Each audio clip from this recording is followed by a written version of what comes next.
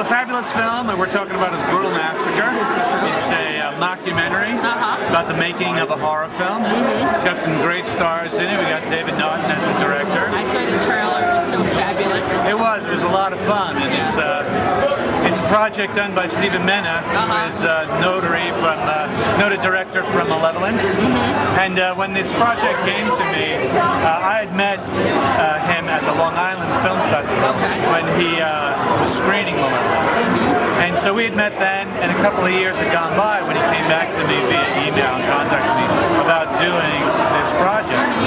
And I'm always a big fan of the fake documentary format, you know, Spinal Tap, Waiting for Government. When I read this one, it just spoke to me very much so, you know, having worked on so many independent films in my day, you know, I know these characters. I know the type of low-budget scrambling to get things done, people dropping off left and right, doing what you can to get a project together, and to have that put into a very format responsible.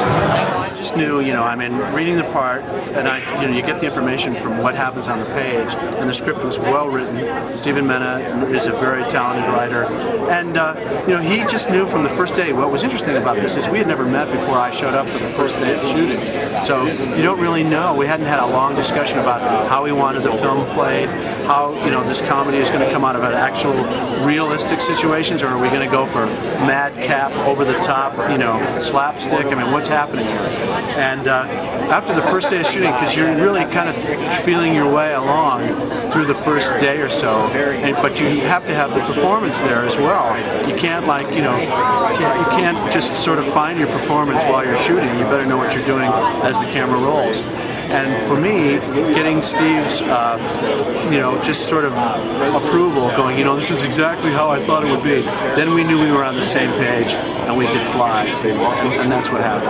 And now, Brutal Massacre, it was kind of weird how that came about, because I was actually slated to do a ghost picture, and it was called A Bat. And we were about 2 weeks into pre-production when the plug got pulled for another film.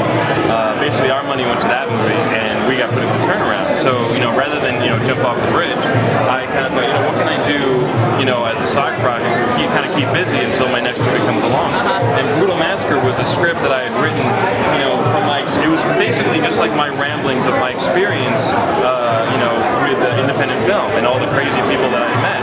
So I kind of just, you know, turned it into, you know, a story, and it, you know, it grew into this, what it became. A while back, I found out about Steve Mena's film. I'd met him, and he sent me a copy of Malevolence. I really liked it, so we talked about sometime my being in a film. And originally, we were talking about my maybe being in Malevolence 2. But in the meantime, he was doing this film, and he thought it'd be fun to type, you know, to cast me against type. So it was a blast to do. I really liked the character of Crenshaw because he's just so. Can I talk like Crenshaw? Because he's just so fucked up. Yes. He's so fucking cool. Yeah. When we got, you know, all the genre stars to be in it, you know, we were very excited, because that's what I wanted to do, was, you know, take my favorite stars and kind of turn them on their head, you know, and put them in roles that they've never been in before, like Gunner, you know, playing comedy. You can tell him he was really excited about that. Yeah, I think, you know what, and it showed their range, because, you know, everybody likes these guys, and there's a reason they are very talented, but they don't, because they're typecast, they don't get offered, you know, roles outside of the realm of what they're so used to being typecast in. So, you know, I thought it was a great way to showcase their talent outside of just the horror genre. And if you watch the film, you'll see they're fantastic. I'm so happy with everything that they did, because I think it really shows that they are talented outside of what everybody is familiar with them for.